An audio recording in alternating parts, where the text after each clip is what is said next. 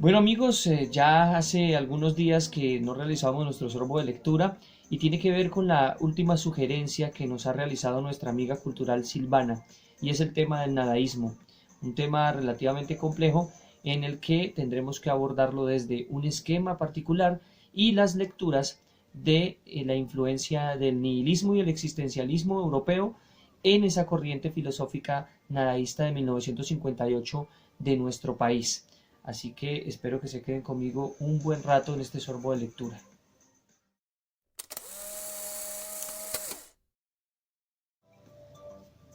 Y cuando llegan estas temáticas complejas, no puede uno dejar de pensar en la famosa frase, nos metimos en una camisa de 11 varas.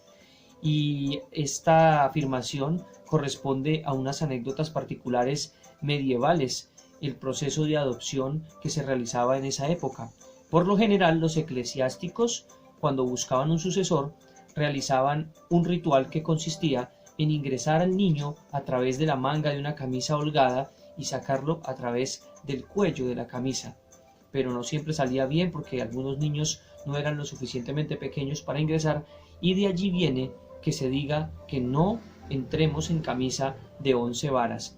Claro está que cuando hablamos de 11 varas, y si somos un poco más específicos y rigurosos, entonces estaremos hablando de una camisa sumamente grande, pues la vara es una medida o fue una medida antigua que se utilizó en gran parte de Europa y que corresponde a 83.5 centímetros de longitud.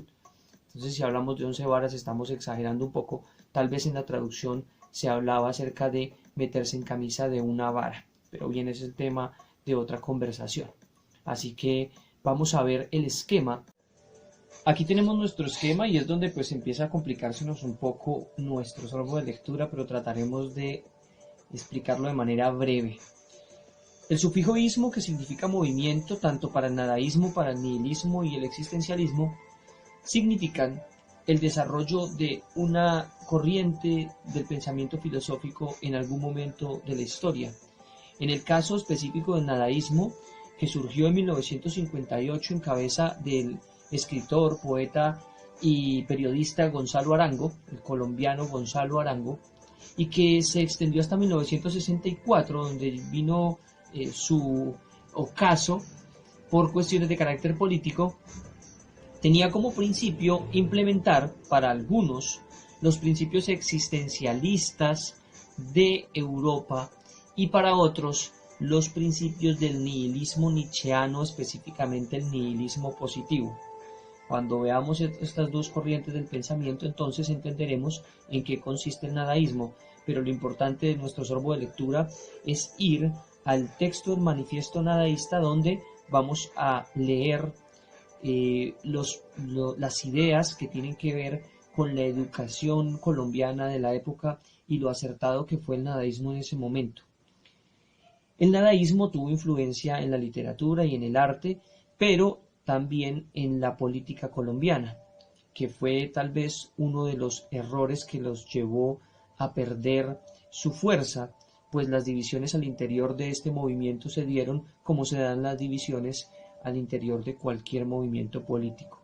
Su incidencia en la política colombiana tuvo que ver con el general Rojas Pinilla, que para la época habría de perder el poder que había adquirido para romper esas discusiones bipartidistas de Colombia en la época, pero que no duró mucho tiempo, pues posteriormente, por influencia, se dice, de Alberto Lleras Camargo, del Partido Liberal, lograron la caída de este último dictador, como algunos lo citan, el último dictador de Colombia, el general Rojas Pinilla, daría nuevamente paso al bipartidismo y al Frente Nacional, un nuevo Frente Nacional que permitió el paso del poder de Lleras Camargo del Partido Liberal a luego León Valencia del Partido Conservador, posteriormente a Lleras Restrepo también del Partido Liberal y por último a Miguel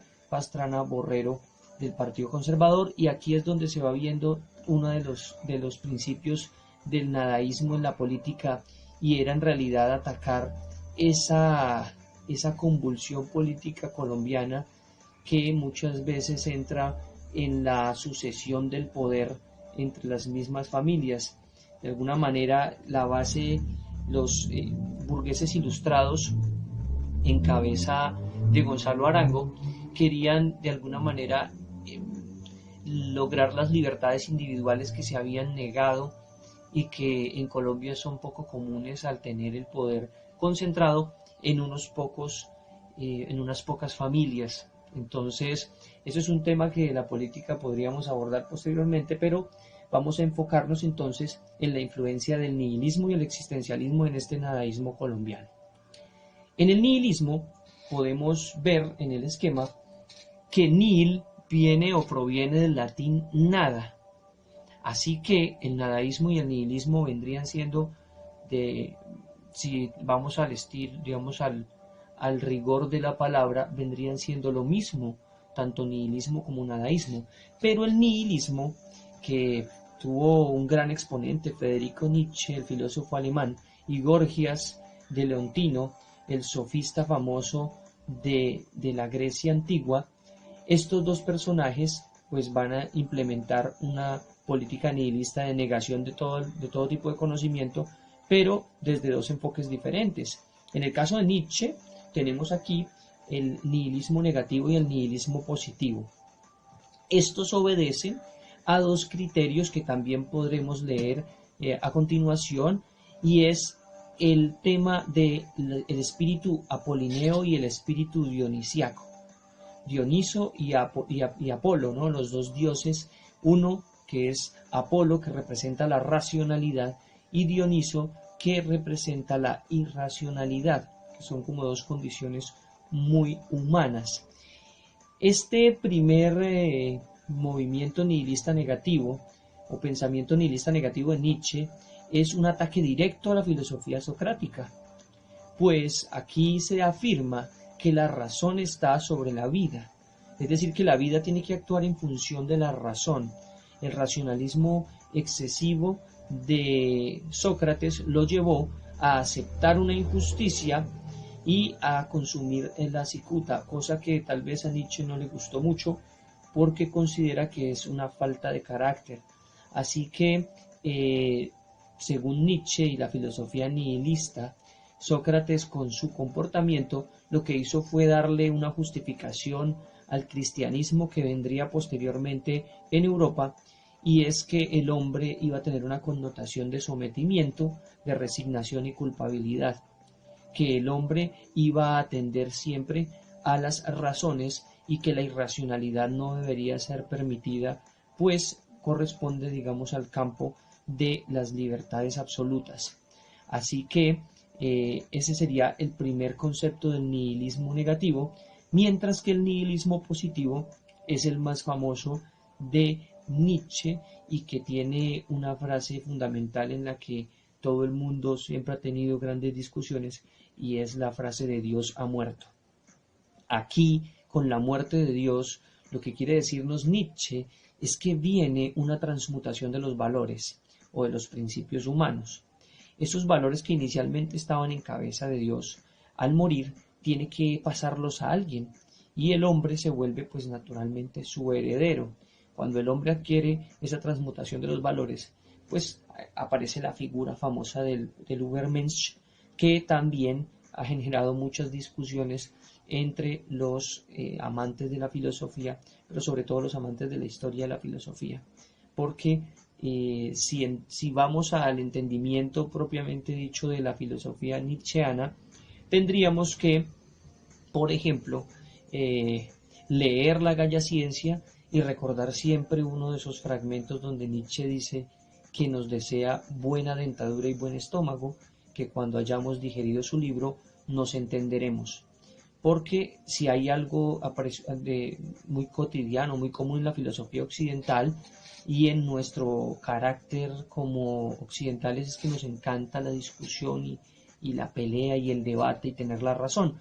Así que en ese caso Nietzsche nos invita a hacer un estudio mucho más riguroso de su filosofía, y eso implica un trabajo bastante fuerte, porque no estamos hablando de una filosofía fácil.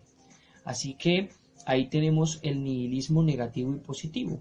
El negativo, para que no se nos olvide, tiene que ver con la racionalidad excesiva, es decir, con el espíritu de Apolo para Nietzsche, y el nihilismo positivo, que tiene que ver con la irracionalidad o el espíritu de Dioniso, el dios que podría también un poco equipararse al dios de la embriaguez, de los excesos, de la irracionalidad, ¿no? Del gozo y del disfrute. Ahí tenemos esos dos temas y pues un referente de la filosofía de la antigüedad, un presocrático, el famoso sofista Gorgias, que nos trae a colación sus tesis fundamentales, y con estas tesis fundamentales nos da de alguna manera a entender que podemos justificar muchas cosas en la vida a partir de estos tres principios fundamentales. Primero, Gorgias dice: nada es o nada existe. Pero si alguien va a cuestionarnos a nosotros y nos dice que en realidad algo existe, pues Gorgias se va a curar en salud y nos va a afirmar que si algo existe, no se puede pensar. Seguramente alguien también nos va a proponer que sí se puede pensar las cosas que existen. Así que Gorgias nos cierra a nosotros las tesis fundamentales con esta última afirmación muy importante, y es que si algo existe y se puede pensar, no se puede comunicar. Inmediatamente nos trae a la mente una frase famosa del filósofo de la Edad Media, San Agustín, que dice: si nadie me lo pregunta, lo sé, pero si quiero explicarlo, no lo sé. Por otra parte, tenemos el existencialismo. El existencialismo tuvo mucha influencia del pensamiento francés. Aquí hemos citado unos pocos, ¿no? No todos franceses, por supuesto, porque tenemos a Heidegger, pero a Camus, a Simone de Beauvoir y a Jean-Paul Sartre, que son exponentes del existencialismo. Pero cuando vamos a asociarlo con el nadaísmo, tenemos que entender que como hay una connotación política, entonces vamos a tomar existencialismo y marxismo como dos movimientos enfrentados. El existencialismo, por una parte, que está en cabeza de la intelectualidad burguesa. Allí podemos ubicar a los nadaístas, pues los nadaístas correspondían a un grupo de intelectuales de la época colombiana que querían explicar los principios de la existencia, pero a partir de una cantidad de pensamientos muy vanguardistas y que iban en oposición al tradicionalismo de la época. Así que el existencialismo de los intelectuales burgueses también tenemos que entenderlo cuando afirmamos dónde están ubicados los burgueses. Para ello tenemos que recordar las anécdotas de la Revolución Francesa de 1789, cuando la burguesía antes de la Revolución Francesa hacía parte del tercer estado, es decir, compartía un espacio en la base de la pirámide junto a los campesinos, el proletariado en general y las personas que sostenían toda esa pirámide y todo ese andamiaje, pero que posterior a la Revolución Francesa los burgueses lograron adquirir mucho más poder y se olvidaron de sus bases, se olvidaron de los campesinos y el proletariado, que fueron quienes los llevaron a la cúspide de la pirámide. Estando allí ya los burgueses también se dividieron, y los burgueses se dividieron en cuatro grandes digamos niveles. La alta burguesía, que son los dueños del capital y los medios de producción, pero que nosotros generalmente no podemos ver, pues es una alta burguesía que está sumamente protegida y es una élite muy reducida. Posteriormente tenemos a los pequeños burgueses, que obedecen en gran parte a los que consideran que tienen la condición o la connotación de burgueses, de la alta burguesía, pero no lo son. Allí podríamos incluir, digamos, las figuras de los arribistas, las personas que consideran que al tener capacidad adquisitiva entonces hacen parte de la parte superior de la pirámide, pero están ya también en unos niveles inferiores de la burguesía. Debajo de la pequeña burguesía tenemos a la burguesía ilustrada, que son los que de alguna manera pensaron que a partir de la educación podrían lograr grandes cambios sociales. Allí en esa burguesía ilustrada también podríamos incluir a Karl Marx, porque pues Marx era hacía parte de la burguesía, tenía unas condiciones sociales particulares, pero su pensamiento social era muy marcado, conocía de alguna manera las necesidades del pueblo y asumió que tenía que cambiar su pensamiento, sobre todo pensamiento económico, para poder apoyar a las bases. En este caso, el existencialismo tuvo el propósito fundamental de preguntarse por el yo existo. Por eso se llama existencialismo y tiene una pregunta que es la que lo caracteriza y es ¿para qué existo o por qué existo? Martin Heidegger, de hecho, tiene esa pregunta muy marcada, el por qué existo o para qué existo, y leeremos un fragmento de un libro que se llama La cucaracha de Martin, y nos dará una idea de qué es el existencialismo en este caso. Por otra parte, tenemos por supuesto el marxismo como una exigencia social, es cambiar el pensamiento del yo existo por el nosotros existimos, que sería un principio fundamental de ese movimiento que fue de carácter político en realidad. Todo este esquema de alguna manera nos lleva a pensar que el nadaísmo tiene que ver mucho con el desarrollo político de las personas, pues en cuanto a la producción artística en general sí se puede ver una influencia clara de la libertad, pero eso no es suficiente. De hecho, cuando la filosofía no entra en el campo de la acción, pues va a ser muy cuestionada. De hecho, tanto así que el nadaísmo podría decirse es un movimiento de la acción. Así que no se queda exclusivamente en el pensamiento, sino en la producción. De allí que los nadaístas realizaran obras artísticas particulares, grandes puestas en escena de su pensamiento. Se pueden ver algunos referentes y de hecho algunos registros audiovisuales de sus actos culturales en las zonas en zonas públicas en Colombia en esa época de 1958-1964 y por supuesto trabajos de caricatura, trabajos de literatura en general, cuentos, narrativa, poesía y por supuesto teniendo en cuenta que Gonzalo Arango era un periodista, la crónica que se utilizaba también para el cuestionamiento de los momentos históricos y políticos de Colombia. Así que por ahí quedaríamos con nuestro esquema y vamos a realizar las lecturas entonces de nuestros tres sorbos del día de hoy. Uno nadaísta, que es la educación en Colombia, uno del nihilismo, que tiene que ver con la lectura de El origen de la tragedia de Federico Nietzsche, un fragmento, y el existencialismo, que nos va a dar a nosotros también la posibilidad con Martin Heidegger de conocer qué es o qué fue ese movimiento y la influencia que ha tenido en el pensamiento general de nuestros contemporáneos. Ahora nuestras referencias bibliográficas. Tenemos este libro de Simone de Beauvoir que se llama La Invitada. Es uno de los libros que se manifiesta, es los de carácter más existencialista de esta pensadora y escritora francesa. Sin embargo, de este no leeremos un fragmento, ya tuvimos en alguna oportunidad la posibilidad de leer El segundo sexo de Simone de Beauvoir, así que vamos a ir directamente a El nihilismo de Nietzsche, con un texto interesante, un fragmento de este origen de la tragedia, que también es una crítica fuerte a la filosofía socrática y entenderemos por qué hay una gran división entre el pensamiento nietzscheano y el pensamiento socrático.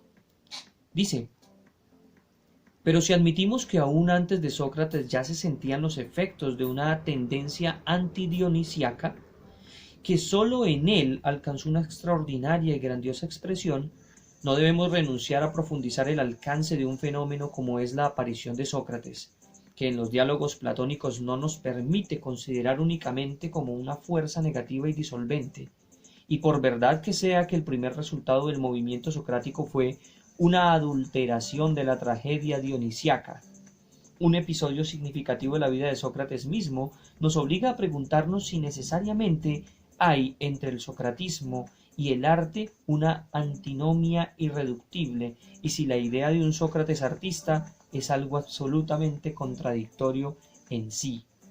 En efecto, aquel lógico despótico tuvo, de cuando en cuando, el sentimiento de una omisión, de una laguna, de un pesar, de un deber quizá incumplido.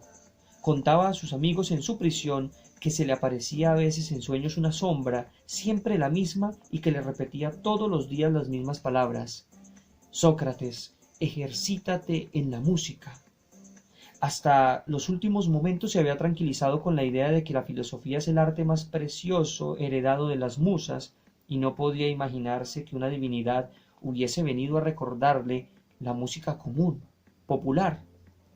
Por último, en su prisión, para tranquilizar completamente su conciencia, se dedicó a ocuparse de esta música que tampoco estimaba, y en esta situación de ánimo compuso un himno a Apolo, y puso en verso algunas fábulas de Esopo.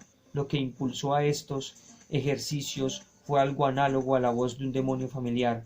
Fue su intención apolínea de que se encontraba como un rey bárbaro, ignorante ante una imagen tan noble y divina, que corría el riesgo de ofender a una divinidad con su ignorancia. Aquí está muy claro el tema de Sócrates y el espíritu de Apolo, la racionalidad y la negación de esas libertades absolutas de la irracionalidad. El nihilismo negativo está aquí sintetizado en esta obra del origen de la tragedia de Federico Nietzsche, que también generó en Nietzsche una división posterior con su gran amigo Richard Wagner, el compositor que por ser antisemita generó en Nietzsche una cierta aversión, y que terminó siendo una relación relativamente trágica, pues esa separación impactó fuertemente la vida del filósofo alemán. Tenemos ahora nuestra referencia de Martin Heidegger. La cucaracha de Martin Heidegger es una edición de Panamericana, digamos una de las más acertadas en cuanto a colecciones de esta editorial, y que tiene una explicación de carácter infantil y juvenil, pero por supuesto que para todos los públicos. Así que veremos qué es el existencialismo con un fragmento de este libro. Martín arrastra su caparazón por el cementerio de Menschricht como un alma en pena. Siempre fue así desde que nació. Se pregunta qué hace en el mundo y sobre todo por qué fue lanzado en él, si en todo caso tendrá que morir algún día. También se pregunta por qué hay cosas que van a desaparecer, incluso se pregunta por qué se hace todas estas preguntas. Se dice que las cucarachas, como todos los otros animales, no pueden pensar su propia muerte, que les basta con morir, como a las flores les basta con marchitarse. No es el caso de nuestro pobre Martín. Cuando cae la noche y las cosas familiares quedan rodeadas por la oscuridad, cuando todo se hunde en el silencio pesado, extraño, cuando ha desaparecido la cómoda de su habitación, la cama, la mesa, se siente solo, terriblemente solo, entonces se lamenta: ¿qué hago aquí? Sencillo, con un poco de esta explicación del existencialismo, podemos entender a qué se refiere el pensamiento de ese movimiento filosófico. La pregunta fundamental: ¿qué hago aquí y por qué estoy aquí? Y vamos a terminar pues con nuestra lectura, que es la que nos invitó a nuestro sorbo, y tiene que ver con el Manifiesto Nadaísta. En el capítulo 7 del Manifiesto Nadaísta tenemos el tema de la educación en Colombia, y va a ser muy diciente, así que espero que presten mucha atención a el pensamiento nadaísta de Gonzalo Arango y el movimiento que fundó con sus amigos intelectuales de la época. Impostura de la educación colombiana. Podemos responsabilizar de nuestro atraso cultural y de la mediocridad espiritual que vive el país a los sistemas educacionales que rigen en Colombia. Educación dogmática regida por principios confesionales y escolásticos. Tanto la Iglesia Católica como el Estado ortodoxo han prohibido el libre examen y la libre investigación, decretando una rígida censura inquisitoria a las ideas modernas. En ello evidencian el complejo ante una educación liberal racionalista, abierta a todas las investigaciones, pero esto traería naturalmente funestas consecuencias para la estabilidad del orden social. La educación colombiana sufre cíclicamente los recortes de ciertas teorías políticas, económicas, sociales y artísticas que se debaten en la cultura moderna. Determinados autores y determinadas doctrinas no se estudian ni se analizan a mero título de discusión, así sea para demostrar la falsedad de esas ideas. Basta no enseñarlas para que los estudiantes las ignoren. Esta es la mala fe de nuestro sistema educativo, que engaña al estudiante y lo defrauda en su ánimo investigativo. Se le cierra el camino. A cambio de esa educación oficial dirigida por la Iglesia y el partido de gobierno, se ofrece una enseñanza elaborada, limitada, con intereses específicos sobre la cultura. De otro lado, el criterio dogmático inquisitorial que se rige en las bibliotecas públicas y universitarias es un reflejo de la educación medieval que recibimos. Es inconcebible que existan bibliotecas con secciones denominadas el infierno, donde se aíslan los libros más fundamentales para la investigación cultural y científica. Estos libros son negados y prohibidos a estudiantes por temor a que sus ideales les pierdan el alma.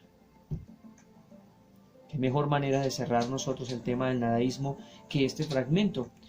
Obviamente todos invitados a leer tanto el existencialismo de Martin Heidegger, por supuesto la filosofía existencialista en novela de Simone de Beauvoir y la filosofía nihilista de Federico Nietzsche. Esta con un enfoque mucho más filosófico, menos político, pero esta sí con una connotación del nadaísmo muy marcada en la política, que lo llevó también obviamente a perder vigencia desafortunadamente, pero que hay vestigios de ese deseo de intelectualidad en nuestro país. Así que muchas gracias por acompañarnos en este gran sorbo de lectura y gracias a Silvana por habernos sugerido este tema que nos generó bastantes dolores de cabeza, pero son dolores de cabeza muy interesantes, dolores de parto, como decía Nietzsche, donde sufría hasta que pudiera parir una idea. Muchas gracias.